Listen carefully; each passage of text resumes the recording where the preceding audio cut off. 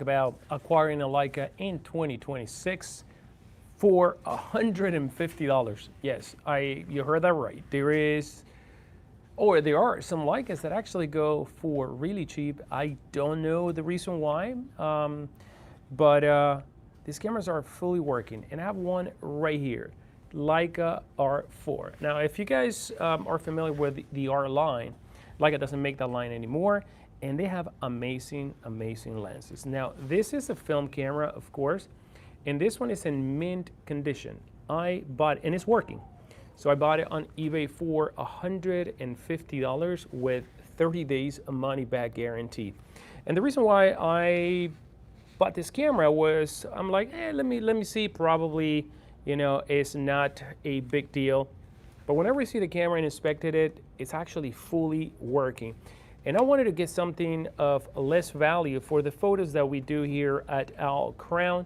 I bring my cameras, and having cameras in the studio and handling them every day to take photos among the elements, yeah, I scratched up a lot of the gear that I actually use. So I'm like, you know what, let me just get some cameras that are not going to be that expensive. So I started looking for Nikon camera, Canon cameras. And then this one actually came in my radar, and I'm like, it can be, because the R line has amazing lenses. This camera is well regarded. A lot of people still use these cameras, and they're really good. But I got it for $150. Now I started looking for the lenses. Our lens is still a little bit pricey on the pricier side, so they still, you could get stuff for $500. I saw some bids for lenses. The bid was at about $86 for the Summicron 50 millimeters. Probably is going to go for more money when it's over, but incredible lenses. And the good thing is that you can adapt those lenses to be used with M-mount, and that's actually really, really good. But anyway, coming back to this, I want you guys to let me know what kind of lenses should I actually try it on this camera. Right now I have, the one that I got is the 100 millimeter macro. The reason why I got that lens is because it was the cheapest one. I bought it for $100, the lens itself. But it's a lens that was designed for the camera being mounted on a rail, because it doesn't have a focusing ring, so you have to kind of like bring the camera to the subject, like so. But for product photography, I was like, that's going to be more than enough, and probably I could also take a photo of the camera without a lens to showcase the strap or whatever accessory we want to mount here in the camera. But I want to show you now up and close the look of this this camera. Now let's start with the top plate. It barely has any scratches, and everything works really, really good. The dials, turn. They actually click really, really good. Look at that. The leatherette is also in really good condition, and a camera of this age sometimes a little bit hard to get them in good condition. And there also are R3, R6, R8. These cameras are, some of them, they're priced really, really, really good. What happened with my face? Why is it so orange? This is YouTube, and this is the iPhone, by the way. So I'm actually blown away that you can get this camera for so little, because go and try to get an M, and you're going to pay a pretty penny. And these cameras, they have the mirror, so they're a little more advanced. I mean, a little bit. They are way more advanced than an M film body, right? And so the lenses actually talk electronically, I believe, with the camera. No, they don't. No, they don't. Or some did. I don't remember. I'm not too familiar with the R system, as you can see. But everything works really, really, really good on this camera, and so smooth. And now you can tell, the true German engineering when they used to make stuff really, really good. Now, are they made in, oh, these are actually made in Portugal. But once again, it's a Leica factory supervised by the Leica standards. Really amazing. So take a look at that. This is the back of the camera.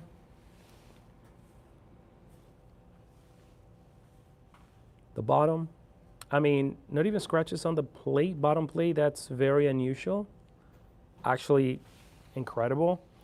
But what actually blows me away is the state of the leatherette. It's really, really good. I guess they use good leatherette, because it's not leather, it's more of a vulcanized type of material. Let's see. Yeah, the EVF, oh, not the EVF, what do you call this? the optical viewfinder, OVF. Yeah, it's actually clean. A little speck here and there, but it's actually clean. Wow, I can see the shutter speed up to 1,000. It says there. I don't know. It's awesome. No, up to 1,000. 1,000 or 10,000? 1,000. Yeah, 10,000. So guys, let me know which lenses should I actually try for this camera. I'm pretty excited to use it. The form factor is awesome. Look at the form factor of this camera. It's fairly small. It's actually compared with an M9. I mean, the M9 is actually thicker. So I have the M9 right here.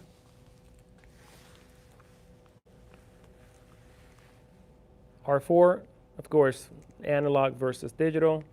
Obviously, the flange protrudes a bunch on this one. It's actually smaller, height and depth, everything. So yeah, I can't wait to shoot this camera. So let me know which are the lenses. Tony is already on eBay. Oh my God. Tony it's my brother. You know. Anyway, Tony, 150 bucks. I think we could do that, right? And I just purchased a Leica Flex SL for $219 online. Guys, I think these cameras are gonna be popular again, and prices are gonna skyrocket. Like, you know, when that happens, they are not gonna be 150 anymore, or 200. They're gonna be way more expensive. But even the glass, everything is so good in this camera. Again, so someone is recommending, this is Pothast. Try the 60mm f2 macro lens. Okay, I will try that one. The other thing that I like about the R system is the lenses are fairly small, and the design, incredible. They had such an amazing design. And I've actually tried the 90, I believe it's the 90 f2.8, may have been a macro lens as well on an M. The rendering of the R glass is amazing. You do have to have the adapter for, you know, when you mount them on an M camera.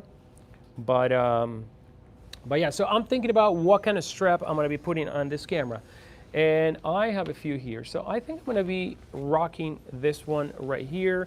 So this is the Owlkrown Comfy, from the Comfy line. It has this leather shoulder pad, so you can see, and it's a flat rope. So we're gonna actually put it to see how it looks in here. I'll be doing that. Okay. I'm going to show you also how to put split rings really quick. All right. So what you're going to do, because a lot of people ask about that. So what you're going to do, and these ones come with a built-in lug cover. So what you do, if you see, you angle the split ring and you buy the edge, and that's it. Right?